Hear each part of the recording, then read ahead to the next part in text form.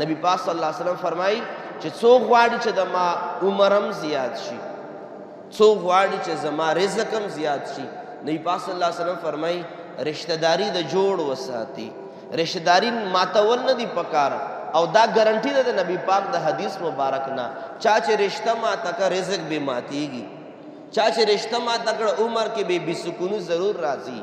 او تر دې پورې علامه نووي سے فرمایي چې دغه حدیث مبارک درې مطلبونه کېدای شي، یو دا چې عمر به زیات شي، او دویم نمبر دا جسمانی قوت به زیات شي.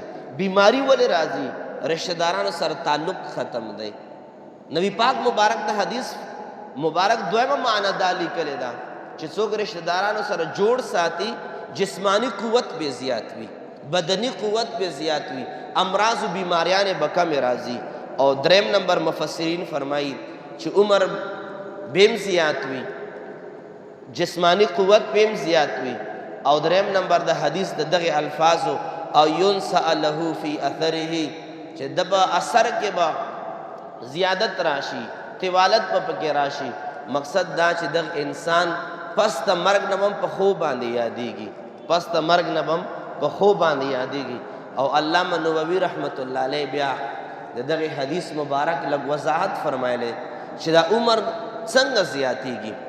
عمر چې 80 کاله لیکلی شوی دی او رشتہ دارانو سره ښه تعلق ساتي، نو آیا 80 کاله به شي که نه؟ 80 کالو کې به الله پاک د 80 کالو برکت واچوي. عمر څنګه زیاتېږي؟ حقیقي زیاتېږي چې خدای پاک په تقدیر کې 70 سال لیکلی او تا رشتہ دارانو سره جوړ وساتلو، آیا تا عمر به 90 سال ته ورسیږي که نه؟ د 90 سال عمر برکت به خدای پاک درله 70 سال کې واچوي. چې دا معنی خو اسانه ده چې خدای پاک به د 90 سال برکت تعالی په 70 سال کې واچوي، چې دا خو اسم اسانه ده. تر دې پورې علامه نووي فرمایي د حدیث په شرح کې چې نه چې رشتہ دارانو سره ښه تعلق وساتي او جوړ راولي، توړ نه راولي. حدیث مقصد دی چې خدای پاک به لیکلی 80 کاله عمر وي، خو رشتہ دارانو سره چې ښه تعلق ساتي خدای پاک به درله 100 کاله عمر نور هم زیات کړي، 100 کاله عمر به زیات شي، 80 کاله نه به 100 کاله شي، 100 کاله نه به 120 سال شي.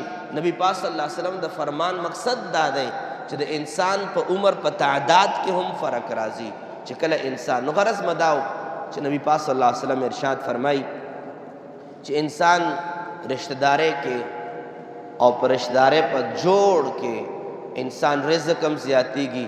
چې کوم په تلاش کې مونږ سحر نه تر بیګا پورې یو، خو سحر نه بیګا پورې تلاش د رزق کوو، خو چېرته رشتہ دار د جوړ تلاش مونږ ونه کو، ته د ماسپښینه پورې جوړ تلاش وکړه، نو رزق به د رب العالمین په خپله باندې زیات